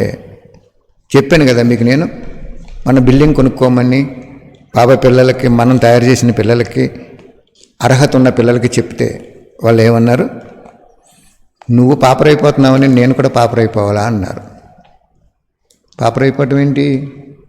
పాపరేమో పాపాలు పోతాయి, పాపాలు పటాపంచనం అయిపోతాయి, పాపాలు పారిపోతాయి. భగవంతుడికి స్థూలం ఎంతైతే ఇచ్చుకుంటూ వెళ్ళిపోతామో శరీరాన్ని సేవలో లేదా యోగంలో, ధనాన్ని భగవంతుని ప్రత్యక్షం చేయటం కోసం ఉపయోగిస్తే నీకు సూక్ష్మశక్తి ఇచ్చేస్తాడు భగవంతుడు. ఆయన దగ్గర ఉన్నది సూక్ష్మశక్తి, స్థూలం ఏమీ లేదు భగవంతుడి దగ్గర. స్థూలం అంతా మనకి ఇచ్చేసాడు. స్థూలాన్ని సృష్టించాడు, మనకి ఇచ్చేసాడు. మీకు ఎన్నోసార్లు చెప్పాను, దాదీ శరీరంలోకి వచ్చి తెల్లవారుజామున 5-6 గంటలకు ఉన్న రోజులు ఉన్నాయి. అయ్యో అలసిపోయానని చెప్పి దాదీ శరీరంలో నేను కూడా ఉండి, దాదీ నిద్రపోతే నేను కూడా నిద్రపోదాం ఈ లోకంలో అనుకున్నాడు ఆయన? అనుకున్నాడు? చెప్పండి, ఆలోచించండి. స్పాట్లో వెళ్ళిపోయాడు అంతే పరంధామకి. ఎందుకంటే ఇది మనకి ఇచ్చేసాడు, అనాదిగా ఇచ్చేసాడు, అతిథిగా వచ్చాడు, అనుభవం చేసుకోవడానికి చెప్తున్నాడు మనకి ఇవన్నీ. అంచేత ఆయన దగ్గర ఇంకేముంది? స్థూలం ఏమీ లేదు ఆయన దగ్గర, సూక్ష్మం ఉంది. ఆ సూక్ష్మం నీకు రావాలంటే నువ్వు స్థూలం ఇవ్వాలి ఆయనకి. ఒకటి ఇస్తేనే కదా ఇంకోటి తీసుకుంటాం మనం. నువ్వు స్థూలం కూడా ఇవ్వకుండా ఆయన దగ్గర సూక్ష్మం రావాలంటే నీకెలాగొస్తుంది? సెలైన్ బాటిల్లో సెలైన్ ఉంది, టేబుల్ మీద పెట్టేసి బలం వచ్చేయాలంటే వచ్చేస్తుందా? అది బాడీలోకి ఎక్కించాలి, అంతే కదా.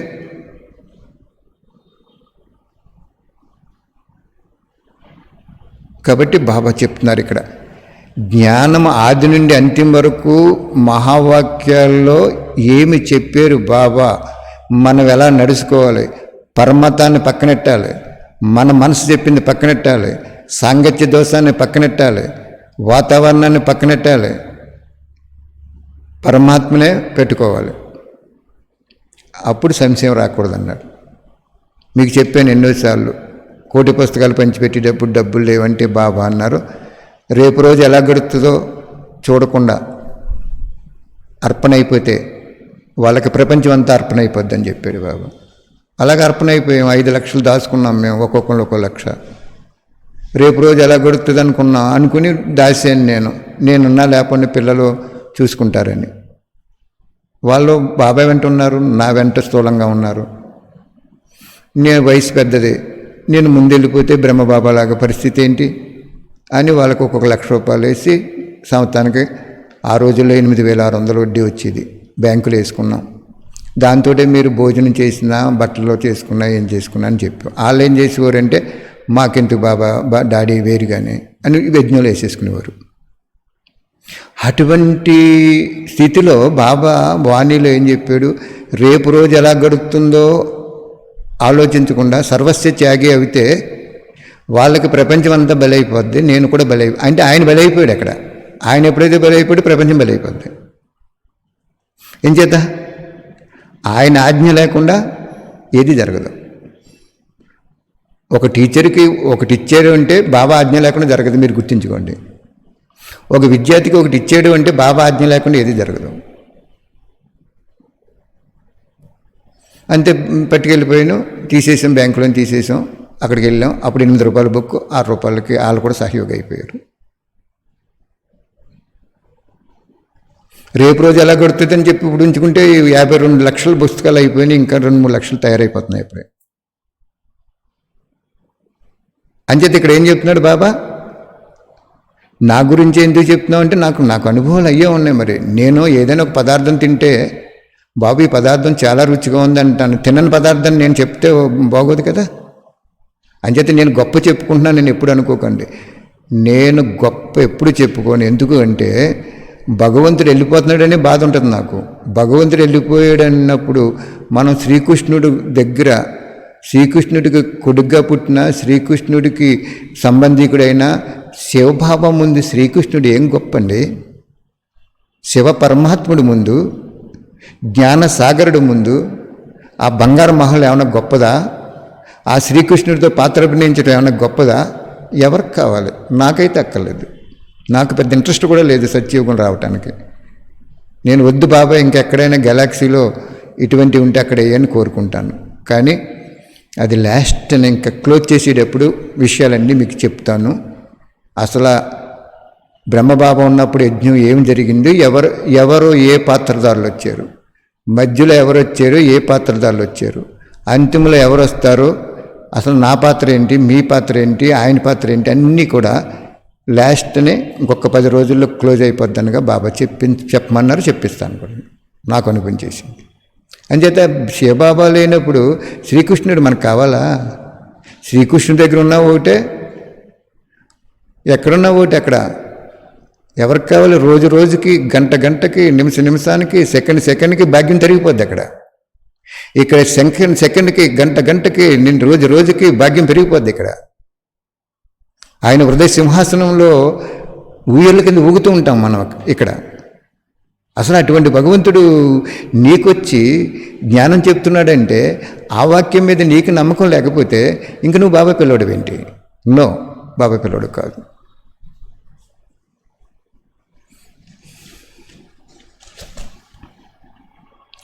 బాబా అంటున్నారు, సంశయం వచ్చిందంటే నీకు అగౌరవపరిచినట్టే అంటున్నారు బాబా. ఈరోజు అల్పకాలిక చమత్కారం చూపించేవారు అంటే బాబా నుండి వంచితం చేసేవారు, యథార్థం నుండి దూరం చేసే పేరుకి గొప్పవారిని సత్యవచన మహారాజులు అంటారు. కానీ సద్గురువుని మహాత్ములకి రచయిత అయిన పరమపిత శివబాబా ఆయన యొక్క సత్యమైన జ్ఞానంలో సంశయం యొక్క సంకల్పం రావటం, ప్రశ్నలు రావటం కూడా జ్ఞానాన్ని అగౌరవపరిచినట్లే. ఇంకా ఆయన చెప్పారు అంటే ఇంక క్వశ్చన్ లేదు. ఆయన చెప్పినా కానీ ఇంకొకరు నువ్వు అడిగావంటే తెలియక చెప్తాడు, చాలా బాగా చెప్తాడు చూడండి. ఒకటి, ఆ వాక్యాల స్పష్టంగా అర్థం చేసుకోవటానికి ప్రశ్నలు వస్తాయి, అది. 2, సూక్ష్మ సంశయంతో ప్రశ్నలు రావటం, ఇది అగౌరవపరిచినట్లు. అర్థం చేసుకోవటానికి అడగటం ధర్మం.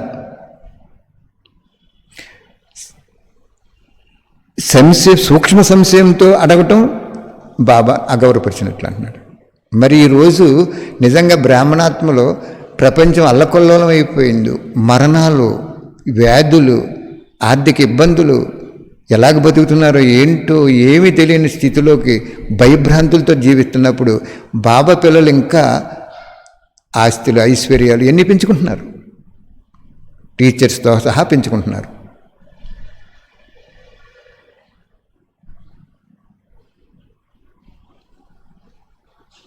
బాబా ఏమంటున్నాడు? ఏ రూపంలో ఉన్నాడు ఇప్పుడు? నిరాకారుడు సద్గురు రూపంలో ఉన్నాడు. నిరాకారుడు సద్గురు రూపంలో ఉన్నప్పుడు ఇంక నీకు మధువనం వస్తాడు, వాణి చెప్తాడు, ఏమీ జరగవు. ఒక్కటి మాత్రం జరుగుతుంది, విశ్వ సమ్మేళనం అనే వేదిక జరుగుతుంది. అందుకే దాదిని ఉంచారు. అది ఇంకా చాలా డీప్గా ఉంటాయని లాస్ట్ని చెప్తాను. బాబా చెప్తున్నారు, అగౌరవపట్టిన బాబా అయితే చేస్తారు, కానీ అలా అవటం అసంభవం, కష్టం అనుకుంటే ఈ సంకల్పం కూడా ఏ ఖాతాలోకి వెళ్తుందో పరిశీలించుకోండి. భగవంతుడు అలా చెప్తాడు, మనం అలా చేస్తే మనం ఉన్నతవుతామా అని అనుకుంటున్నావు నువ్వు. అప్పుడు నీ సంశయ సంకల్పము భగవంతుడు చెప్పినా కానీ నీకొచ్చిన సంశయ సంకల్పము ఏ ఖాతాలోకి వెళ్తుందో చెప్పుకో అన్నాడు. కానీ ఖాతా చెప్తే మన గుండెలు తరిక్కిపోతాయి. చెప్పమంటారా కథ? చెప్తాను తర్వాత. చెప్పాను మీకు మొన్న, మన బిల్డింగ్ అమ్మేయమంటే బాబాయ్ ఏం చెప్పారు? ఎందుకు, అంగుళం కూడా సఫలం అవుతుంది కదా, అమ్ముకోవటం ఎందుకు అన్నారు. మళ్ళీ ఏమన్నారు? అతనికి ఇష్టం లేకపోతే ఇష్టం, అమ్మాలని ఇష్టం ఉంటే అమ్మే అన్నారు. ఎందుకు చెప్పారు అలాగ బాబా? ఆ ట్రాన్స్లోకి వెళ్ళిన ఆత్మకి నేను అడగలేదు, ఎవరో అడిగించారు. ఎందుకు చెప్పారు బాబా? నేను చాలా ఫస్ట్ని కొంచెం బాబాయ్ వద్దన్నాడు ఏంటి, అంగుళం సఫలం అవుతుంది కదా అంటాడేంటి అని ఆలోచించాను. తర్వాత బాబా చెప్పారు నాకు. ఏం చెప్పారంటే, అప్పుడు కూడా ఎంత బాగా చెప్పారు, నీకు భాగ్యం పొందిపోయింది మీ అందరికీ. ఈ యజ్ఞంలో ఎవరైతే నీ పిల్లలు కానీ నువ్వు తయారు చేసిన పిల్లలు కానీ ఈ యజ్ఞం ఇది శివబాబా యజ్ఞం, ఆదినాన్న అనేది కాదు, అలా పిల్లలది కాదు, శివబాబా యజ్ఞం అని ఎవరైతే అనుకుంటారో వాళ్ళందరికీ భాగ్యం పొందిపోయిందని చెప్పారు బాబా.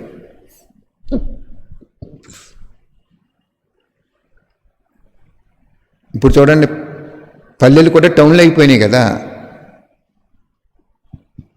అలాగే బాబా ఏం చెప్పారంటే, భాగ్యం పొందిపోయింది నీకెందుకు అన్నారు బాబా. అప్పుడు నేను బాబాని అడిగాను, ఒంటరిగా వచ్చాను బాబా, ఒంటరిగా వెళ్ళిపోవాలి ఇంటికి మీ వెంట అన్నాను. ఎందుకు చెప్పలేదు అంటే, అమ్మేయమని ఆయన చెప్పారనుకోండి, అమ్మటం కనుక మనం లేట్ చేయటం కానీ మళ్ళీ మనసు మార్చుకున్నామంటే 100 రెట్లు శిక్ష పడిపోతాయి. భగవంతుని అడగటం ఎందుకు? ఆయన చెప్పిన తర్వాత మనం చేయకపోవటం ఎందుకు? 100 రెట్లు శిక్ష పడిపోతాయి. ఆ శిక్ష నుంచి తప్పించడానికి మీకే కాదు, బ్రహ్మబాబు వచ్చి బాబా వజ్రాల వ్యాపారం మానేనా అని అడిగాడు అనుకోండి, ఏమంటాడు ఆయన? పర్లేదు చేసుకుని లౌకికం అలౌకికం బ్యాలెన్స్గా ఉంచుకో అంటాడు. నిజంగా ఆయన మనసులో మానేస్తేనే సక్సెస్ అవుతుంది తెలుసు శివబాబాకి. కానీ ఈ పిల్లవాడు పరమాత్మ ఇతరులు చెప్పింది కానీ మన్మత మనసులో చెప్పింది కానీ విన్నాడంటే 100 రెట్లు శిక్ష పడిపోతాయి. భగవంతుడంటే గుర్తించుకోండి, నిప్పు అన్నమాట. నిప్పు ఏం చేస్తుంది? వంట చేసుకోవడానికి ఉపయోగపడుతుంది, వేడి నీళ్ళు కాసుకోవడానికి ఉపయోగపడుతుంది, ఇల్లు అంటించేయడానికి ఉపయోగపడుతుంది, ప్రపంచం అడవులు కాల్చేయడానికి కూడా ఉపయోగపడుతుంది. దాని స్టేజ్ని బట్టి ఉంటుంది. అది చిన్నదిగా ఉంటే వంట చేసుకోవడానికి నీళ్లు కాసుకోవడానికి ఉపయోగపడుతుంది. అది దాల్వాకి బాగా ప్రవహించిందంటే ప్రపంచాన్ని కాల్చేస్తుంది. అలాగే పరమాత్మ శివుడు ఎవరు అనుకుంటున్నారు? ఆయన్ని నిప్పు లాంటి వాడు. అంచేత బాబా అంటున్నాడు, ఏ ఖాతాలో జమ అయిపోద్దో చూసుకో. నీకు సూక్ష్మ సంకల్పం సూక్ష్మ సంశయం వచ్చిందంటే ఏ ఖాతాలో జమ అయిపోద్దో చూసుకో. నాకు ఇవాళ ఎంత ఆనందం వేసిందో. ఆ బిడ్డ మంచి బిడ్డ చెప్పగానే ఓకే అన్నయ్య అన్నాడు. అలా కాకుండా ఆగిపోయాడు అనుకోండి, కాల్చేస్తుంది. పరమాత్మలోకి వెళ్ళిపోయింది ఆత్మ. కానీ మనలో సత్యత ఉంది కాబట్టి, ఆ 2 శాసనాలు కాబట్టి, ఆ 2 వినకుండానే మన సత్య సంకల్పము ఆ ఆత్మని సత్యంలోకి తీసుకొచ్చేసింది. అక్కడ ఆ అసత్య ఆత్మ చెప్పింది దాంట్లోకి వెళ్ళిపోయింది, వశమైపోయింది పరమతంలోకి. ఇక్కడ సత్యమైన విషయాలు చెప్పేటప్పటికీ సత్యమైన మతంలోకి వచ్చేసింది ఆత్మ. అంటే ఆత్మ నిజంగా చెప్పాలంటే అమాయకుల వాళ్ళు, ఏది సత్యమో ఏది అసత్యమో తెలియదు. ఈ అసత్యాల మధ్య స్వర్గం వస్తుంది. అర్థమైందా? అంచేత బాబా ఇక్కడ ఏమంటున్నాడు, జ్ఞానంలో గనక సూక్ష్మ సంకల్పం వచ్చి అలా చెప్తారులే బాబా, ఇలా చెప్తారులే, ఇలాగవుతుందేంటి అలాగవుతుందేంటి అనుకున్నావంటే ఏమన్నాడు, నీకు ఏ ఖాతాలో జమ అయిందో చూసుకో. నీ భాగ్యము, నీ పాపమైన పుణ్యమైన ఏ ఖాతాలో జమ అయిందో చూసుకొని, ఆ ఖాతా చెప్పట్లేదు అక్కడ. ఆ ఖాతా ఎంత పవర్ఫుల్గా ఉంటుందంటే సాక్షాత్కారం చేస్తాడు అంతింలో. చాలా పవర్ఫుల్గా ఉంటుంది. అంచేత ఎప్పుడు కూడా జ్ఞానాన్ని గ్లాని చేయకూడదని చెప్పారు కదా ఒక వాణిలో. జ్ఞానాన్ని గ్లాని చేసే ఆత్మలు ఈరోజు పాపాత్మలకు వార్నింగ్ ఇస్తున్నాను అన్నాడు. జ్ఞానాన్ని గ్లాని చేయటం అంటే ఏంటంటే నీకు సంశయం రావటం అంతే.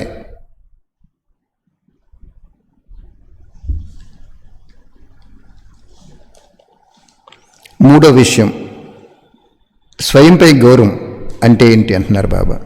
బాబా ద్వారా ఈ అలౌకిక శాస్త్ర జీవితం లేదా బ్రాహ్మణ జీవితానికి చాలా బిరుదులు లభించాయి.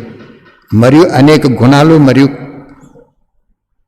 కర్తవ్యాలు ఆధారంగా స్వరూపాన్ని స్థితిని మహిమ చేసుకోండి. బాబా అంటున్నారు, భగవంతుడు ఎప్పుడైతే నీకు అలౌకిక శాస్త్ర జీవితాన్ని ఇచ్చాడో, బ్రాహ్మణ జీవితాన్ని ఇచ్చారో, ఎన్ని గుణాలు ఇచ్చారో, ఎన్ని కర్తవ్యాలు ఇచ్చారో అవన్నీ మననం చేసుకుని, ఓహో బాబా, ఆహా బాబా, వికారాల అగ్నిలో కాలిపోతున్న నన్ను నీ హృదయ సింహాసనంగా, నీ శిరవు కిరీటంగా, నీ కంటి రత్నాలుగా ఇలా తయారు చేసుకున్నావా తండ్రి అని నీ స్వయంపై నీ గౌరవం ఎప్పుడు ఉంచుకోవాలి అంటున్నారు బాబా. నిన్ను ఎవరు తయారు చేశాడో, ఎలా తయారు చేశారో, నువ్వు ఏ విధంగా ఉండాలో, అసలు నువ్వెవరివో ఆ గౌరవం ఉంచుకోవటమే స్వయంపై గౌరవం ఉంచుకోవటం. స్వయంపై గౌరవం పోయిందనుకోండి, ఎవరికొకరికి ఆధీనం అయిపోతాం. నువ్వెవరో ఈశ్వరుడి సంతానం. మొత్తం ఈ 33 కోట్లు ఎవరో ఈశ్వరుడి సంతానం. 780 కోట్లు ఎవరో పరమేశ్వరుడి సంతానం. అతను ఇతను ఈశ్వరుడు.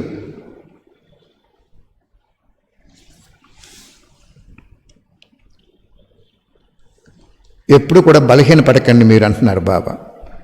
4వ విషయము, సంబంధ సంపర్కాలకు వచ్చే ఆత్మలపై గౌరవం అంటే బాబా చెప్తున్నాడు, నీ సంబంధంలోకి వచ్చే ఆత్మలు, సంపర్కాలకు వచ్చే ఆత్మపై గౌరవం ఏంటంటున్నాడు.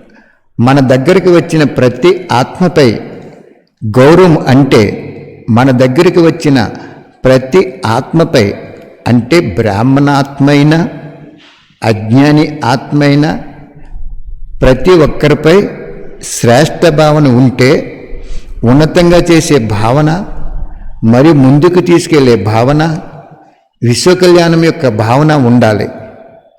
ఈ ధారణలో ప్రతి ఆత్మ యొక్క సంపర్కంలోకి రావాలి. అదే గౌరవము ఉంచుకోవటము. సదా ఆత్మ యొక్క గుణాలు లేదా విశేషం చూడాలి. అవగుణాలను చూస్తూ కూడా చూడకూడదు. మీ యొక్క ఉన్నతమైన శుభవృత్తి ద్వారా శుభ స్థితిలో ఆ అవగుణాలు కూడా పరివర్తన చేయాలి. దీన్నే అంటారు ఒక ఆత్మ ఇంకొక ఆత్మకి ఇచ్చే గౌరవము అని.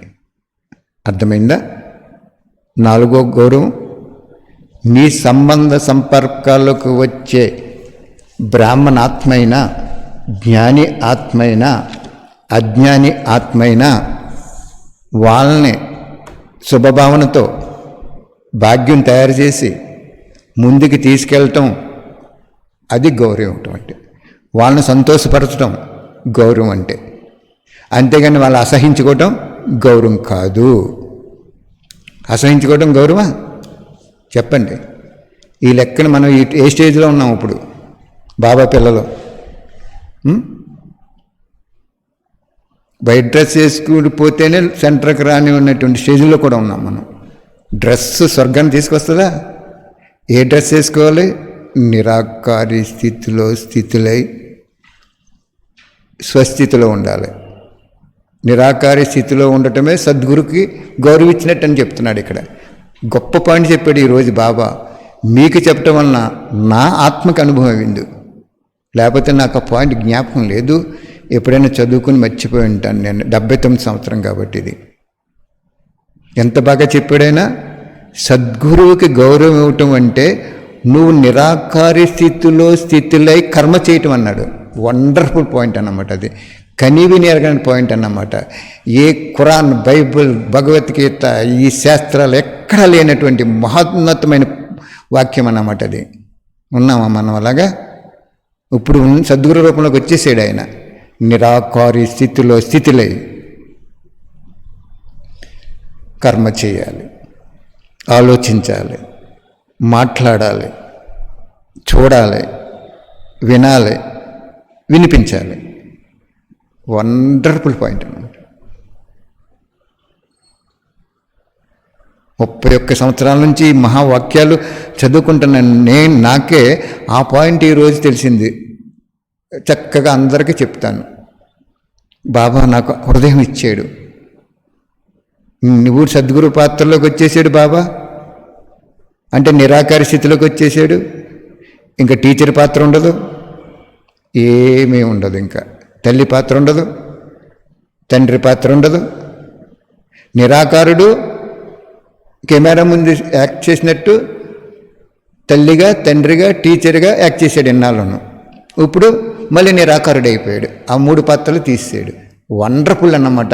అతని జ్ఞానము మన ఆత్మ అర్థం చేసుకుందంటే ఎంత పుణ్యాత్మ అండి మన ఆత్మ. అదే స్వయంపై గౌరవించుకోవటం అంటే.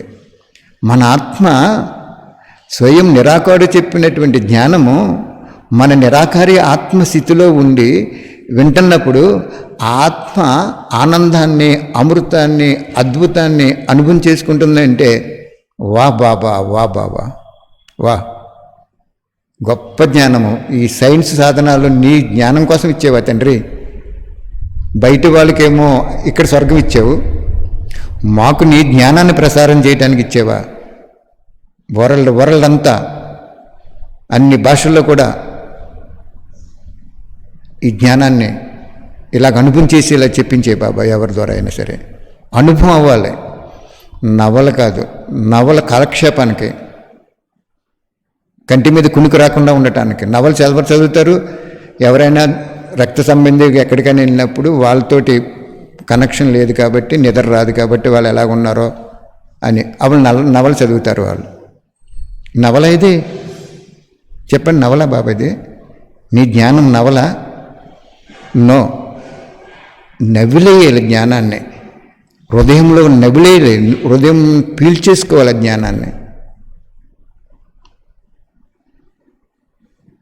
5000 సంవత్సరాల వరకు నువ్వు ఉండవు కదా బాబా. కృష్ణుడు ఉంటాడు పోని, ఆ కృష్ణుడికి మేము బాగా సంబంధికుడు పుడతాం. నీ ముందు కృష్ణుడు ఎంతయ్యా? నీ ముందు కృష్ణుడు ఎంత?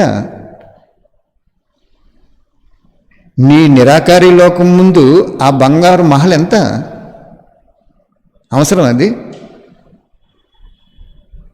అంచేత నువ్వు ఉన్నంతకాలం నిన్ను అనుభవం చేసుకుని నీ జ్ఞానాన్ని పీల్చుకుని, ఏ విధంగా అయితే స్పాంజి నీటిని పీల్చుకుంటుంది, దాంట్లో ఇముడ్చుకుంటుంది, మళ్ళీ ఎక్కడికైనా వెళ్ళి పిండితే ఆ నీళ్లు దానికి ఇచ్చేస్తుంది. అది తీసేసుకోలేదు కదా, దాచుకుంది. దాచుకుని మళ్ళీ ఎప్పుడు కావాలి, ఎక్కడ కావాలంటే అక్కడ ఆ స్పాంజ్ ఏం చేసింది, అలా పిండగానే నీళ్ళు ఇచ్చింది. అలాగే నీ బిడ్డలో ఈ నిన్న చెప్పావు కదా, ఈ అంశంలాగా అందరినీ కూడా నీ జ్ఞానాన్ని పీల్చుకుని పాపం దాహంతో ఉన్నటువంటి అజ్ఞాని ఆత్మలకి ఇప్పుడు చెప్పావు కదా, జ్ఞాని ఆత్మైనా అజ్ఞాని ఆత్మలైనా గౌరవం అంటే ఏంటి, వాళ్ళని అసహించుకోకుండా మనం మొట్టమొదటి ఏం చెప్పాం, వాళ్ళ దగ్గరికి వెళ్ళకండి, వాళ్ళు వికారాల అగ్నిలో కాలిపోతున్నారు, వాళ్ళు వికారాల అగ్నిలో కాలిపోతున్నారు అని చెప్తాం. మనం అలౌకిక వికారాల అగ్నిలో, అలౌకికంలో ఉంటూ లౌకికముల కంటే వికారాల అగ్నిలో కాలిపోతున్నాం మనం, అది తెలియట్లేదు. కాబట్టి బాబా ఏం చెప్పారు, బ్రాహ్మణాత్మైనా జ్ఞాని ఆత్మైనా అజ్ఞాని ఆత్మైనా నీ సంపర్కంలోకి వచ్చినప్పుడు నువ్వు వాళ్ళని శుభభావనతో, కళ్యాణకారి భావనతో, సర్వశక్తివంతుడు భాగ్య విధాత నుంచి ఒక్క బిందువైన భాగ్యం పట్టుకెళ్ళాలనేటువంటి ముందుకు తీసుకెళ్ళటమే సర్వులపై గౌరవం అన్నాడు. ఎవరికైనా అర్థమైంది వాణి? గౌరవం గురించి ఎంత బాగా చెప్పాడు ఆయన. ఆయనకి ఎంత కష్టమో తెలుసా?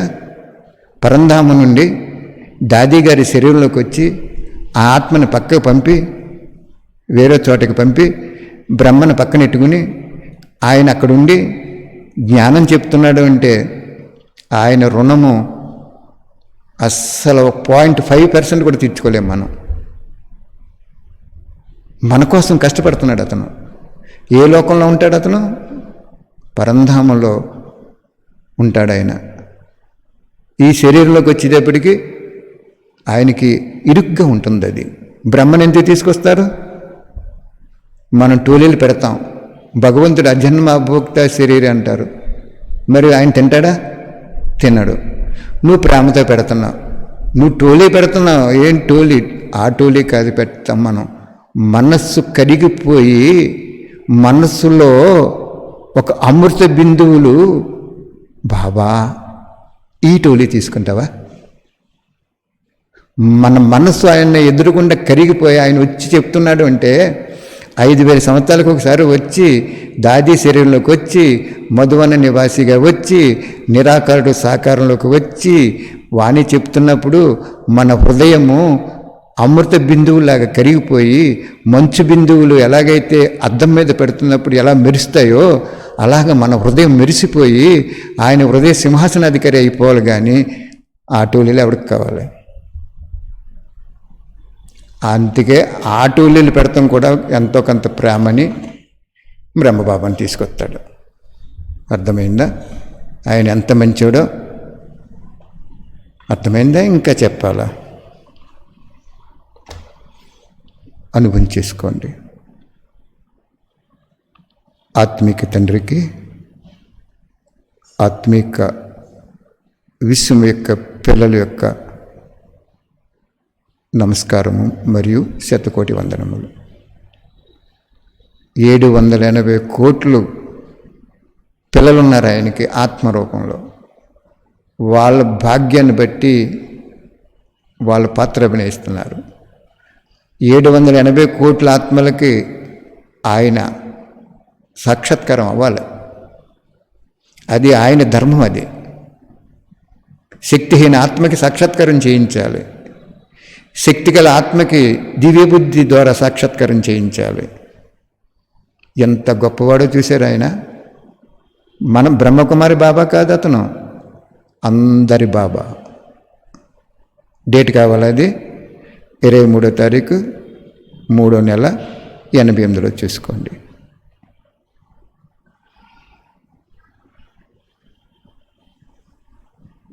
ఒకవేళ ఆ మంత ఏమైనా తేడా వస్తే నాకు ఫోన్ చేయండి, నేను చూసి చెప్తాను. ఏమన్నాడు? నేను బ్రహ్మకుమారి బాబాను కాదు అని బ్రహ్మకుమారులైన మీరు ఎలుగెత్తి ప్రతి పల్లెటూరులో, ప్రతి కోనలు, హరిజన గిరిజన కోనల్లో ఒక్క బిందు వేయండి. ఆ రోజు 88లో 550 కోట్లు ఉన్నారన్నమాట. బాబా అన్నాడు 550 కోట్ల ఆత్మలకి ఒక్క బిందువు నీ తండ్రి వచ్చాడని వేయండి, నేను బ్రహ్మకుమారి బాబాను కాదు అని బ్రహ్మకుమారులుగా పిలబడే మీరు వాళ్ళకి చెప్పండి. Have you finished the file అని అడిగాడు బాబా. అలా చేశారా అని అడిగారు. వేసామా మనం? మధువనంలో భగవంతుడు వస్తాడు, మరి చుట్టుపక్కల అన్ని గ్రామాలకు వెళ్ళిపోయామా? వేసామా? మరి ఆ తీర్పు రాబోతుంది.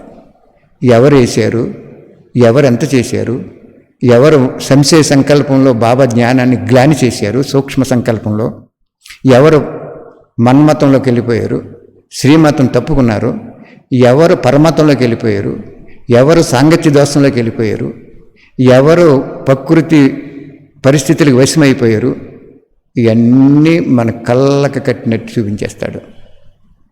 అసలు సినిమా చూపించాడు ఇప్పుడు బాబా ముందు. అప్పుడు ఆ సినిమా ఇన్నాళ్ళు ఎవరో యాక్ట్ చేస్తే చూసాం, మన యాక్షనే మనకు చూపించాడు. మన మనసే చూస్తుంది.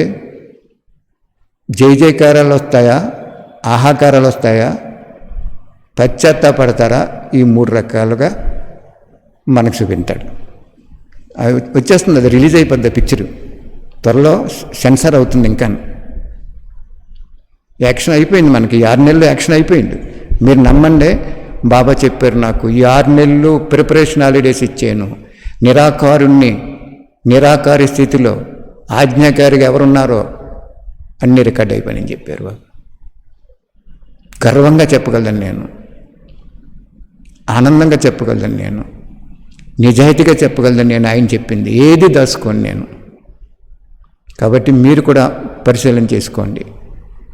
ప్రిపరేషన్ హాలిడేస్ అయిపోయినాయి, పరీక్షల పేపర్ తయారవుతుంది, పరీక్ష ఇచ్చేస్తాడు. పిక్చర్ తయారైపోయింది మనకు చూపించడానికి. ఫైనల్ సెన్సార్ చేస్తున్నారు బాబా. పిక్చర్ రిలీజ్ అయిపోద్ది. ఎవరి సినిమాల కళ్ళ ముందు చూపించేస్తాడు. బ్రహ్మబాబాకి దివ్య బుద్ధి ఇచ్చి వినాశం ఎలా చూపించాడో అలా చూపించేస్తాడు. ఆయన ఎవరు అనుకుంటున్నారు మీరు? ఎవరనుకుంటున్నారు అసలు మీరు? నీకు సింపుల్గా కనపడుతున్నాడు ఆయన. ఎవరు అనుకుంటున్నారు ఆయన? ఈ చరాచర సృష్టికి అధిపతి. ఆయన కంట్రోల్లోకి వచ్చేస్తుంది మొత్తం అంతానే. ప్రకృతి ఏం చేస్తుందో, తండ్రి పరమాత్మ ఇంక నీ బిడ్డలు ఇంతవరకే, ఇంక నేను వినాశనం చేసేనని ఆయన అడుగుతుందని చెప్తాడు వాణిలో. ఆయన సృష్టించాడు కాబట్టి ఆ భాష ఆయనకి వాళ్ళకి తెలుస్తుంది, వాళ్ళిద్దరికీ తెలుసు, మనకు తెలియదు. కారు మెకానిక్కి కారు ఏం ఫాల్ట్ ఉందో మెకానిక్కి తెలుస్తుంది, కానీ డ్రైవ్ చేసేవాడికి తెలియదు. యాక్ట్ చేసి మనకు తెలియదు, సృష్టించిన వాడికి తెలుస్తుంది. సృష్టింపబడిన దానికి కూడా తెలుస్తుంది పరోక్షంగా. ఎవరు అనుకుంటున్నారు అతన్నే? సృష్టికర్త అతను. నిన్ను సృష్టించిన, నన్ను సృష్టించిన, జీవరాశిని సృష్టించిన, అడవులు సృష్టించిన, నదులు సృష్టించిన, సముద్రం సృష్టించిన, ఆకాశంలో నక్షత్రాలు సృష్టించిన, ఇంకా చెప్పాలా 84 లక్షల జీవరాశిని సృష్టించిన, కోటి లోకాలకు అధిపతి అయిన ఆయన నీ ముందుకు వచ్చి నీ భాగ్యం తయారు చేసుకో బిడ్డ, భాగ్యహీనుడు అయిపోయావు, భాగ్యం తయారు చేసుకో అని ఫీజు కూడా తీసుకోకుండా ప్రాప్తి కోసం ప్రాకులాడుతున్నావు అని సామాన్యంగా తీసుకోకండి. కాలుడికి కాలుడు మహాకాలుడు. ఆ రూపం చూపిస్తే మనం ఉండలేము. ఇంకా ఆ రూపం చూపించే సమయము ఆసన్నమవుతుంది. కాబట్టి 4 గౌరవాలు నిలుపుకోండి. 4 దిక్కుల విశ్వకళ్యాణికారి భావంతో అందరూ బాబా దగ్గరికి రావాలి. మధువనంలో విశ్వ సమ్మేళనంలోకి రావాలని సంకల్పం చేసుకోండి. ఓం శాంతి.